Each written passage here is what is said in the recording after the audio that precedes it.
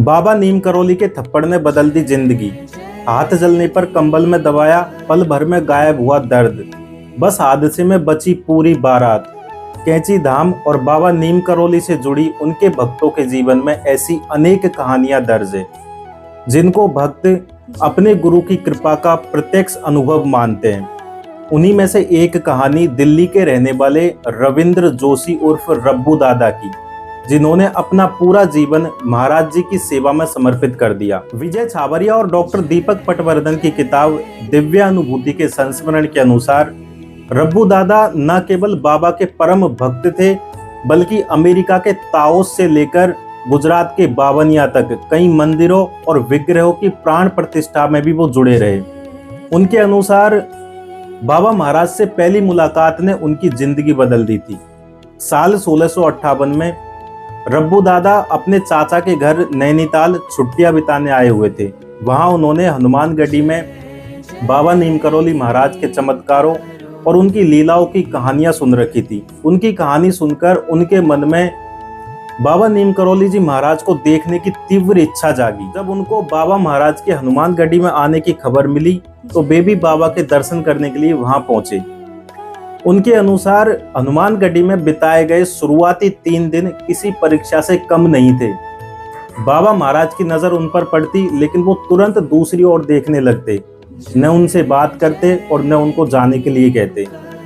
इस व्यवहार के कारण रब्बू दादा के मन में कई सवाल उठने लगे। उनको समझ नहीं आ रहा था कि बाबा महाराज उनको अनदेखा क्यों कर रहे हैं। लेकिन फिर एक दिन, चौथे दिन सुबह आरती के समय नीम करौली बाबा महाराज ने उनको अपने पास बुलाया और अचानक बोले, ये बच्चा सोच रहा है कि न बाबा मुझसे बात करते हैं न मुझे जाने देते हैं। और इतना कहकर उन्होंने रब्बू दादा के सिर पर जोर से एक थप्पड़ मारा।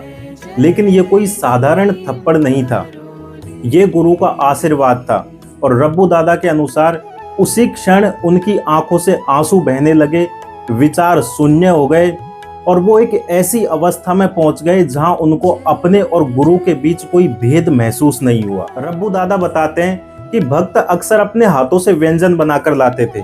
बाबा महाराज सभी भक्तों की भावनाओं का सम्मान करते हुए सारे प्रसाद में से थोड़ा थोड़ा ग्रहण करते।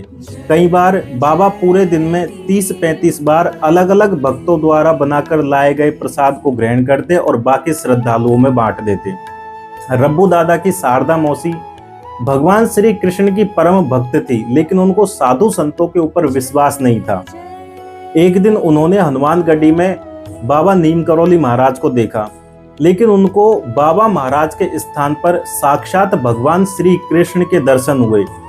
उसके बाद उनकी सारी शंकाएं दूर हो गई और वो बाबा महाराज की अनन्य भक्त बन गई। इसी तरह एक बार रब्बू दादा रसोई में पूड़ी बना रहे थे, पूड़ी तल रहे थे, तो अचानक उबलता हुआ घी उनके हाथ के ऊपर गिर गया और उनका हाथ बुरी तरह से झुलस गया। उन्होंने दर्द को छिपाने की कोशिश की, लेकिन तुरंत महाराज जी बोले, क्या हाथ जल गया? रब्बू दादा के हाँ कहते ही बाबा महाराज ने उनके हाथ को अपने कंबल के भीतर लेकर दबाया और बोले, ठीक हो गया, जा। इसके बाद सारी पीड़ा और सारी जलन तुरंत गायब हो गई। एक बार रब्बू दादा ने मैदानी क्षेत्रों की ओर रवाना होते समय बाबा नीम करौली महाराज से पूछा, अब दोबारा कब दर्शन होंगे?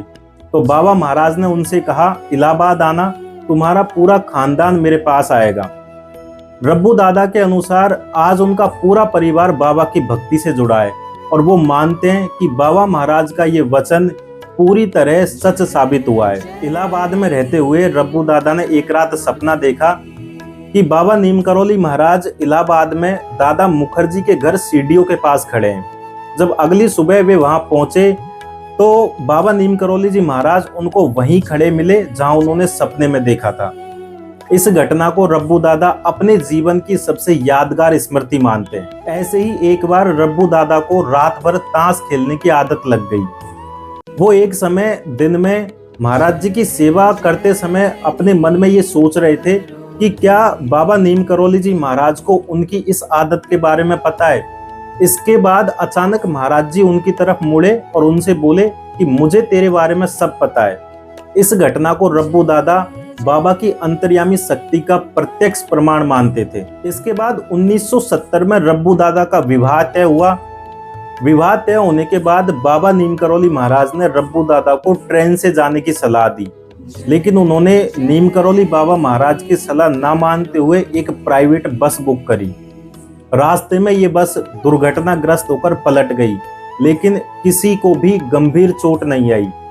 जब विवाह के बाद रब्बू दादा बाबा महाराज के दर्शन करने पहुंचे तो उन्होंने मुस्कुराकर रब्बू दादा से कहा, ये लड़का कभी मेरी बात नहीं मानता, इसको क्या पता कि उस बस में बैठे लोगों को बचाने के लिए मुझे क्या क्या करना पड़ा। इसके बाद बाबा महाराज के महाप्रयाण के बाद उनके भक्तों ने कैंची धाम में बाबा की मूर्ति स्थापित करने का निर्णय किया।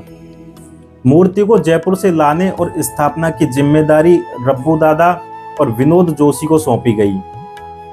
15 जून 1976 को पूरे विधि विधान के साथ कैंची धाम में बाबा नीम करौली जी महाराज के विग्रह की स्थापना संपन्न हुई और उसके बाद वृंदावन, लखनऊ, दिल्ली, शिमला और अन्य स्थानों पर भी बाबा महाराज के मंदिर स्थापित किए गए। रब्बू दादा बताते हैं कि महाराज जी कभी अपने भक्तों का साथ नहीं छोड़ते थे। उनके शब्दों में, उस एक थप्पड़ से मिला आशीर्वाद आज भी मेरे जीवन का सहारा है।